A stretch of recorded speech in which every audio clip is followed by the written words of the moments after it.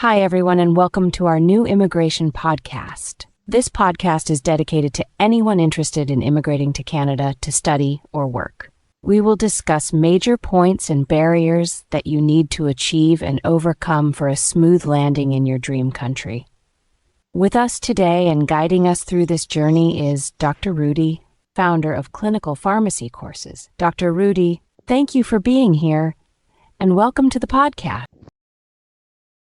Thank you, Natalie. Happy to be here with you guys. And thanks for everyone who's listening to us today. I hope this will be an informative session to many people out there. So, a very hot topic that keeps coming up and we receive a lot of questions about is whether or not it's possible to move to Canada for study. Many students out there, and parents, by the way, reached out to us asking about the possibility of sending kids abroad to Canada to complete their undergraduate education. What is your opinion on this? Well, the good news is, yes, you can send your kids to study in Canada. This is not a new process, and it has been happening forever. Most parents just don't know the process and think it may be a bit complicated. Well, it is not complicated at all. Whether you want to send your kids to study secondary or post-secondary education, it's all possible. Great. So it is possible to send your kids to study in Canada, everyone. This answers many of our audience concerns, for sure. Now, are there separate programs for different ages?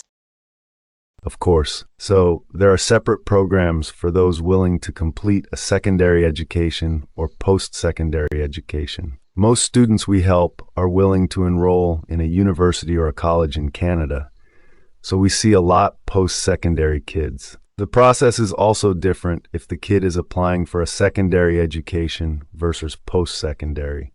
Basically, if your kid is 18 or above, they will need to get a study permit to help enroll them in a college or university.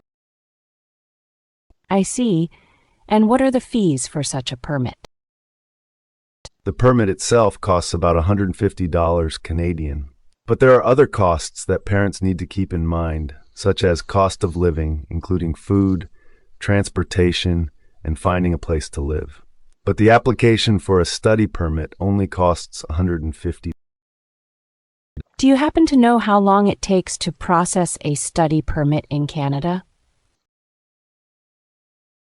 From my experience with previous students who we've helped apply for a study permit in Canada, it can take up to 9 weeks to process such permits. This all depends on whether or not the student submitted all the needed documents.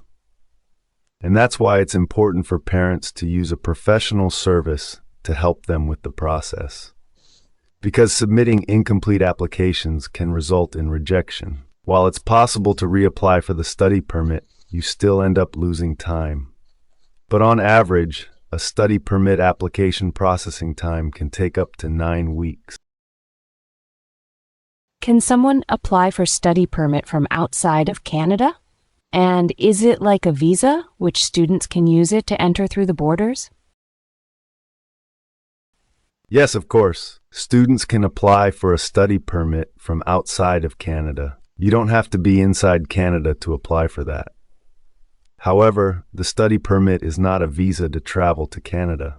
You will still need to apply for a visa to travel to Canada once your study permit is approved. Great. And what are the requirements to apply for a study permit in Canada? So there are a few main requirements to apply for the permit, but requirements may vary on a case-by-case basis. The main requirements to apply for a Canadian study permit are 1. To be enrolled at a DLI, that's short for Designated Learning Institution. 2. To provide a proof you have enough money to cover tuition fees and living expenses. 3. To obey the laws of Canada, you may have to obtain a police certificate before going there. 4. To get a medical exam. 5.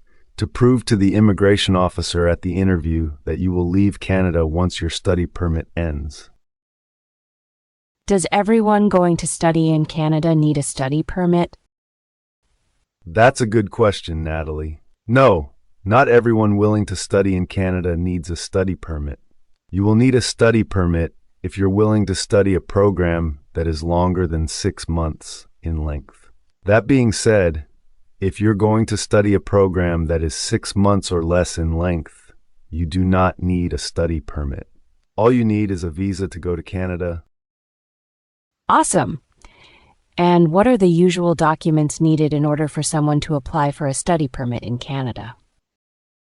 There are a few documents that must be submitted with the student's application. These include a proof of acceptance in a study program in Canada, a proof of identity, such as passport and photos, a proof of financial support, such as bank statements for at least 4 months, and a bank draft to deposit in Canada for living expenses, as well as to pay tuition fees. And you may also need to submit a letter of explanation to why you want to study in Canada, and that you understand your responsibilities, a medical exam test results, a custodian declaration if you're a minor, and an English language exam results. Do students mail their documents to some sort of Canadian organization? It's actually an online application. Students just need to log in a website and upload all their documents, fill up the application forms, pay the fees, and submit.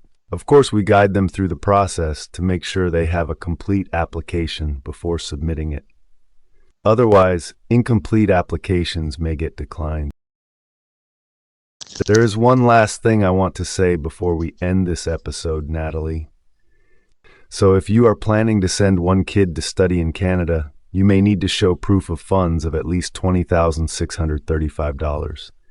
This can be in the form of a bank draft, and this is only to cover living expenses for one kid for 1 year. It does not include the money you'll pay for tuition fees and other school fees. This is set by Canadian IRCC and changes regularly, but as of now it's $20,635 per student per year for living expenses.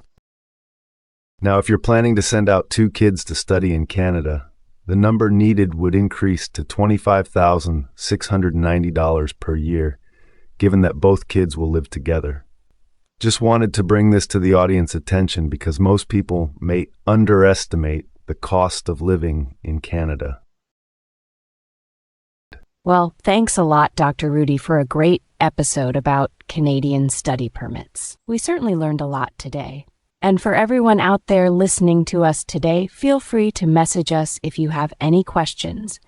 And Dr. Rudy will be happy to answer your questions. Make sure to use the right form to ask questions. It should be in the description below the video. Dr. Rudy and the team are here to help everyone willing to move to Canada for study or work. Thanks again for being with us today. See you in another episode soon. Bye now.